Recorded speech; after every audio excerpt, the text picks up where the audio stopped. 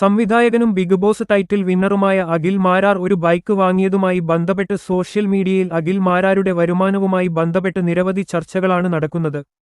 ഇതുമായി ബന്ധപ്പെട്ട് ഇപ്പോൾ അഖിൽ മാരാർ തന്റെ ഫേസ്ബുക്ക് പ്രൊഫൈലിലൂടെ ഒരു പോസ്റ്റ് ഇട്ടിരിക്കുകയാണ്. ആ പോസ്റ്റിന്റെ പൂർണ്ണ രൂപമിതാ. എന്റെ വരുമാനമാണ് പലർക്കും ആവലാതി. എന്നോട് ഈ ചോദിച്ച ചോദ്യം ഇന്നാട്ടിലെ രാഷ്ട്രീയക്കാരോട് ചോദിക്കാനുള്ള ആർജവം നിങ്ങൾക്ക് ഉണ്ടാവട്ടെ. ഞാനൊരു പൊതുപ്രവർത്തകനോ സമൂഹത്തിൽ നിന്നും പണം പിരിച്ചു ജീവിക്കുന്നവനോ അല്ല. എന്റെ വരുമാനം നിങ്ങളോട് പറയേണ്ട ഒരു ബാധ്യതയും എനിക്കില്ല. എന്നാലും നിങ്ങളുടെ സംശയം ദൂരീകരിക്കാൻ ഞാൻ തയ്യാറാണ്. ബിഗ് ബോസിൽ നിന്നും ലഭിച്ച സമ്മാനത്തുകയിൽ നിന്നും ശമ്പളത്തിൽ നിന്നും ഞാൻ നൽകിയ നികുതി 16+4.73+1 ആണ്. അതായത് 21.73 ലക്ഷം. അതിനുശേഷം കൃത്യമായി GST ഉൾപ്പെടെ അടച്ചു മുന്നോട്ടു പോകുന്ന ഒരു വ്യക്തിയാണ് ഞാൻ. മുകളിൽ കൊടുത്ത പോലെ പങ്കെടുക്കുന്ന എല്ലാ പരിപാടികൾക്കും ഇൻവോയ്സ് നൽകി GSTയും ഇൻകം ടാക്സും അടച്ചാണ് ഞാൻ വരുമാനം പറ്റുന്നത്. മിനി കൂപ്പർ എടുത്തപ്പോൾ ടാക്സ് ആയത് 11 ലക്ഷം രൂപയാണ്. ബൈക്കിന്റെ ടാക്സ് 2.63 ലക്ഷം രൂപയാണ്. ഇതൊക്കെ സർക്കാർ ഖജനാവിലാണ് വന്നതെന്ന് പോലും പലർക്കും അറിയില്ല. ഞാൻ പങ്കെടുത്തിട്ടുള്ള എല്ലാ പരിപാടികളും പെയ്ഡ് ആണ്. ബന്ധങ്ങളുടെ പേരിൽ വേടിക്കുന്ന തുക വ്യത്യാസം വരുമെന്ന് മാത്രം. എന്റെ എല്ലാ ഇന്റർവ്യൂസും പെയ്ഡ് ആണ്. 1 ലക്ഷം രൂപയും GSTയും തന്നാണ് കേരളത്തിലെ പ്രധാനപ്പെട്ട ഓൺലൈൻ മാധ്യമങ്ങൾ എന്റെ അഭിമുഖങ്ങൾ എടുത്തിട്ടുള്ളത്. അതിന്റെ ഇൻവോയ്സ് ആർക്കെങ്കിലും വേണമെങ്കിൽ അയച്ചുതരാം.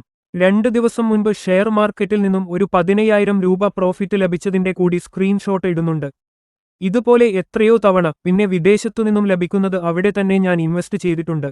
എല്ലാ GCC രാജ്യത്തും ഞാൻ പോകുന്നത് കൃത്യമായി ശമ്പളം വാങ്ങി തന്നെയാണ്. ദുബായിലെ ഒരു മീഡിയ കമ്പനിയിൽ നിന്നും 15,000 ദിർഹം ശമ്പളം അടുത്തിടെ വരെ എനിക്ക് ലഭിച്ചിരുന്നു. ഞാൻ ഒരു സിനിമയിൽ പ്രധാന വേഷം അഭിനയിച്ചിരുന്നു. ഒന്നിലധികം സിനിമകൾക്ക് അഡ്വാൻസ് ലഭിച്ചിട്ടുണ്ട്. യൂട്യൂബിൽ നിന്നും ഫേസ്ബുക്കിൽ നിന്നും എനിക്ക് വരുമാനമുണ്ട്. നാളിതുവരെ വലിയ ഓഫർ ഉണ്ടായിട്ടും യുവതലമുറയെ നശിപ്പിക്കുന്ന ഗെയിമിംഗ് ആപ്പുകൾ ഞാൻ പ്രൊമോഷൻ ചെയ്തിട്ടില്ല. എനിക്ക് വിശ്വാസം വരാത്ത ഒരു പ്രോഡക്റ്റ് പോലും പരസ്യം ചെയ്തിട്ടില്ല. ഇനി മറ്റുള്ളവരെ സഹായിക്കുന്ന കാര്യം എനിക്ക് ആരെയും ബോധിപ്പിക്കേണ്ട കാര്യമില്ല. ഞാൻ കൊടുത്തത് എനിക്കും വാങ്ങിയവർക്കും ഈശ്വരനും മാത്രം അറിഞ്ഞാൽ മതി. അത് എടുത്തു വിളമ്പി റീച്ച് കൂട്ടി നന്മമരം കളിച്ചാൽ കേരളത്തിലെ നന്മമരം ഫ്രാഡുകളും ഞാനും തമ്മിൽ എന്താണ് വ്യത്യാസം? വയനാട്ടിലെ വീടിന്റെ കാര്യം ചിലർ പറയുന്നത് കേട്ടു. നിങ്ങൾ ആദ്യം പിണറായി വിജയനോട് ചോദിക്ക് നാട്ടുകാരുടെ കയ്യിൽ നിന്നും പിരിച്ച 750 കോടി എന്തു ചെയ്തു എന്ന്. ഏകദേശം 400 കുടുംബങ്ങൾക്ക് ഈ തുകയിൽ നിന്നും 50 ലക്ഷം വെച്ച് കൊടുത്താലും ബാക്കി 550 കോടി സർക്കാരിന് കിട്ടും. അതിനു പുറമെ 1500 വീടുകളുടെ ഓഫർ സർക്കാരിന് വന്നിട്ടുണ്ട്. അഖിൽ മാരാർ മാത്രമല്ല, സർക്കാരിനെ എതിർക്കുന്ന ആരുടെയും ഓഫർ അവർക്ക് വേണ്ട. വലിഞ്ഞുകയറി ചെന്ന് വീട് വെച്ചു കൊടുക്കാൻ ആർക്കും കഴിയില്ല. സർക്കാർ അനുമതി നൽകണം. അവർ നമ്മളുടെ ഓഫർ സ്വീകരിക്കാൻ തയ്യാറാവണം. എന്തായാലും അഖിൽ മാരാർ തന്റെ വിമർശകർക്ക് തെളിവുകൾ സഹിതം കണ്ണഞ്ചിപ്പിക്കുന്ന മറുപടിയാണ് കൊടുത്തത്. ഈ വിഷയത്തെക്കുറിച്ചുള്ള നിങ്ങളുടെ വിലയേറിയ അഭിപ്രായം രേഖപ്പെടുത്തുക. കൂടാതെ ഈ വീഡിയോ ആദ്യമായി കാണുന്നതാണെങ്കിൽ ഫോളോ ചെയ്യാൻ മറക്കല്ലേ.